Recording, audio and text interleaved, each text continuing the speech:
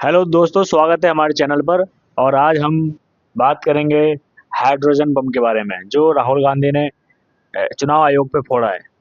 तो चुनाव में किस तरह की धांधली होती है, और आज से नहीं, आज़ादी के बाद से भी धांधली होती है। ये तो भाई ये हमारे देश के दुर्भाग्य है कि ऐसे लोग जो है सत्ता और नौकरशाही में बैठे हुए हैं, जो कि हमारे वोट को चोरी करके किसी को भी जिता देते हैं। तो आज हम बात करेंगे इसी बारे में। और हमारे साथ हैं यूट्यूब चैनल जो जिनका है वो उनके हेड जो है हमारे साथ हैं, और मैं इनसे एक सवाल, तो जो हाइड्रोजन बम फोड़ा है राहुल गांधी ने, इससे आपको क्या लगता है? कुछ जो है चुनाव आयोग या जो सत्ता में बैठे हुए हैं उन पे कोई फर्क पड़ेगा इस चीज़ से? देखो, फर्क तो पड़ेगा ही पड़ेगा क्योंकि अब पूरे देश को पता चल गया कि बीजेपी की सरकार वोट चोरी करके बनती है।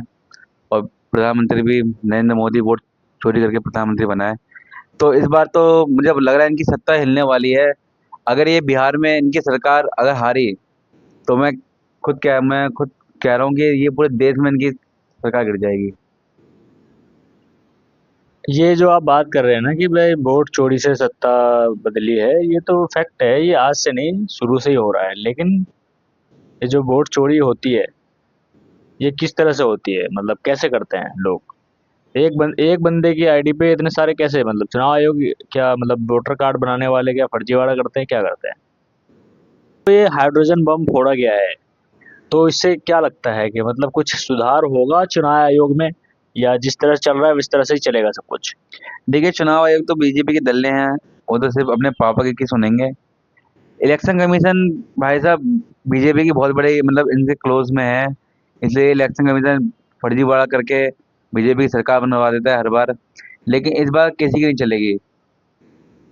चुनाव आयोग जो है ना, तय जो करता है वो तो भाई जो सत्ता में होते वही करता है। तो कांग्रेस के राज में होता होगा या नहीं होता होगा, ये कैसे पता है? उस टाइम भी होता होगा गड़बड़ी तो। और राहुल गांधी ने जो फर्जीवाड़ा निकाला है, तो उसमें उन्होंने ये क्यों नहीं बताया कि ये जो वोट है, जो फर्जी, जो 22 एक बंदे 22 वोट डाल के आ रहे हैं, उन्होंने वोट किसको डाला है?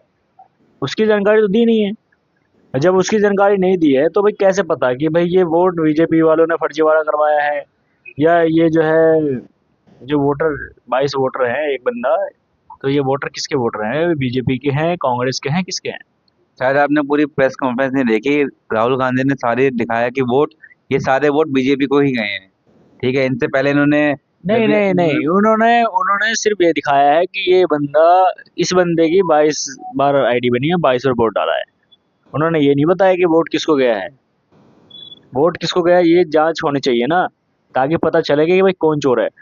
हम लोग गांव में रहने वाले लोग हैं, हम लोगों को पता है कि किस तरह से जब इलेक्शन आती है तो गांव का सरपंच या मुखिया, जो बंदा नहीं है, आउट ऑफ स्टेशन है, अपने क्षेत्र में नहीं है, उनका वोट भी डलवाते हैं वो लोग।